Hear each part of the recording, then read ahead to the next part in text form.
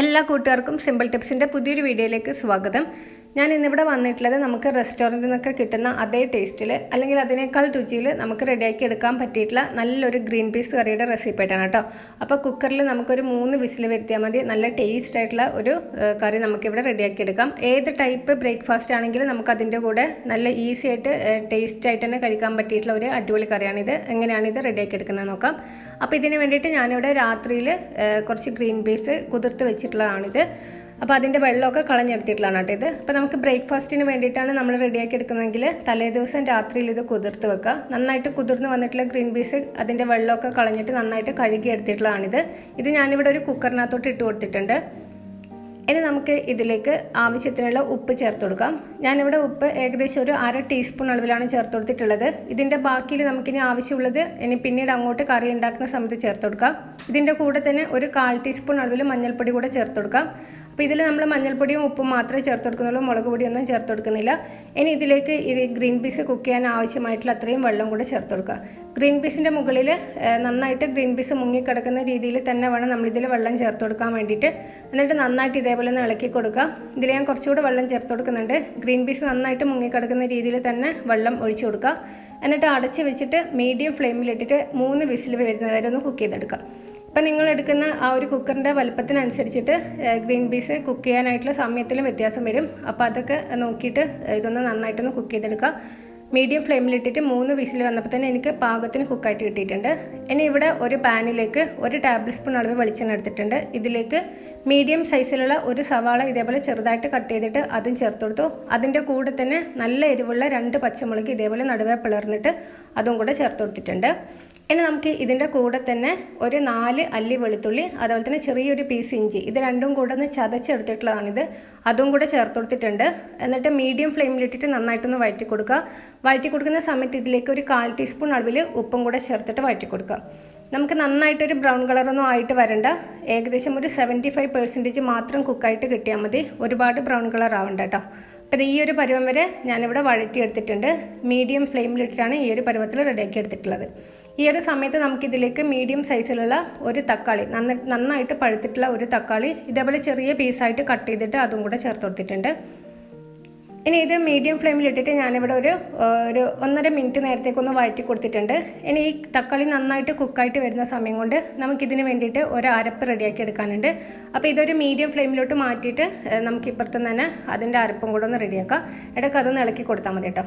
അപ്പോൾ അരപ്പ് റെഡിയാക്കാൻ വേണ്ടിയിട്ട് ഞാനിവിടെ ഒരു മിക്സിയുടെ ചെറിയ ജാർ എടുത്തിട്ട് ഇതിലേക്കൊരു 3 ടേബിൾ സ്പൂൺ അളവിൽ ചെറിയ തേങ്ങ ചേർത്ത് കൊടുത്തിട്ടുണ്ട്.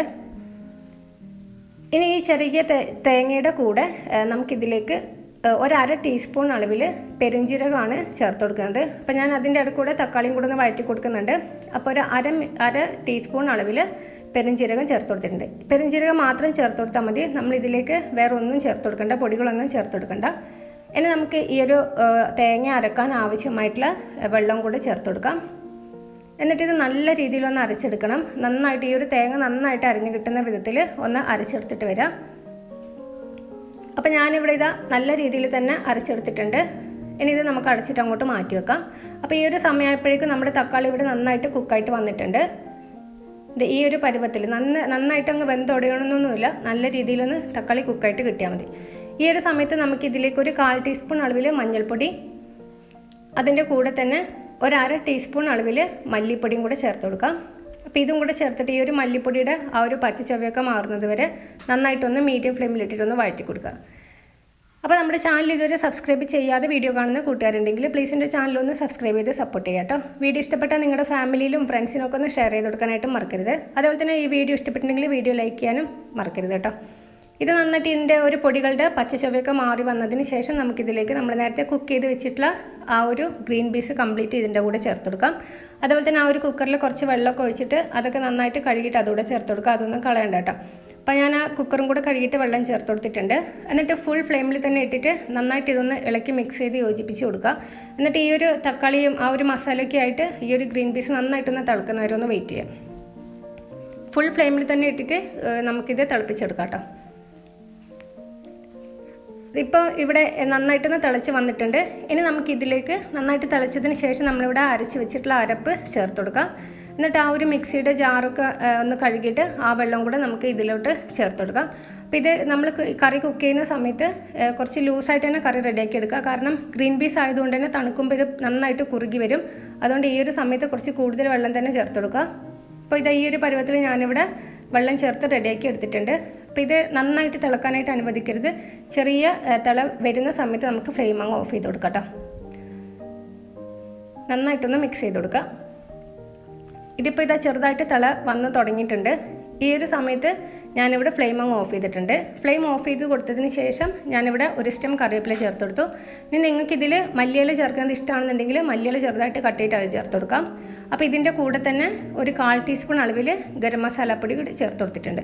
അപ്പോൾ ഗരം മസാലപ്പൊടി ഒരു കാരണവശാലും സ്കിപ്പ് ചെയ്ത് ലാസ്റ്റ് അതെന്തായാലും ചേർത്ത് കൊടുക്കുക. അപ്പോഴാണ് നമ്മുടെ ഈ ഒരു കറിക്ക് നല്ലൊരു ടേസ്റ്റ് കിട്ടുന്നത്. എന്നിട്ട് നന്നായിട്ടൊന്ന് ഇളക്കി യോജിപ്പിച്ച് കൊടുക്കാം. ഇതിപ്പോൾ ഇത്രയേ ഉള്ളൂ കേട്ടോ. നമ്മുടെ ഈ ഒരു ഗ്രീൻ പീസ് കറി ഇവിടെ റെഡി ആയിട്ടുണ്ട്. വളരെ എളുപ്പത്തിൽ തന്നെ നമുക്ക് റെഡിയാക്കി എടുക്കാൻ പറ്റിയിട്ടുള്ള നല്ല ടേസ്റ്റ് ഉള്ള ഒരു കറിയാണിത്. അപ്പോൾ എല്ലാവരും ഇതൊന്ന് ട്രൈ ചെയ്ത് നോക്കാം കേട്ടോ. അപ്പോൾ ഈ ഒരു കറി ഞാനിവിടെ ഒന്ന് സെർവ് ചെയ്തും കൂടെ കാണിക്കുന്നുണ്ട്.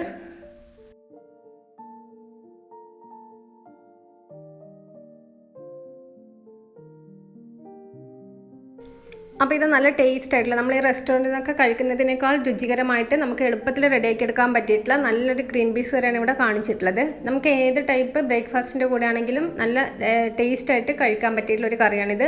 എല്ലാവരും ഒന്ന് ട്രൈ ചെയ്ത് നോക്കുക. ട്രൈ ചെയ്ത് നോക്കിയിട്ട് ഫീഡ്ബാക്ക് അറിയിക്കുക. അപ്പോൾ ഇന്നത്തെ റെസിപ്പി നിങ്ങൾക്ക് എല്ലാവർക്കും ഇഷ്ടപ്പെട്ടു വിചാരിക്കുന്നു. ഇഷ്ടപ്പെട്ട വീഡിയോ ലൈക്ക് ചെയ്യാനും ചാനൽ ഇതുവരെ സബ്സ്ക്രൈബ് ചെയ്തിട്ടില്ലെങ്കിൽ ചാനൽ സബ്സ്ക്രൈബ് ചെയ്യാനും മറക്കരുത്. അപ്പോൾ മറ്റൊരു പുതിയൊരു റെസിപ്പിയുമായി അടുത്ത ദിവസം കാണാം. ബൈ.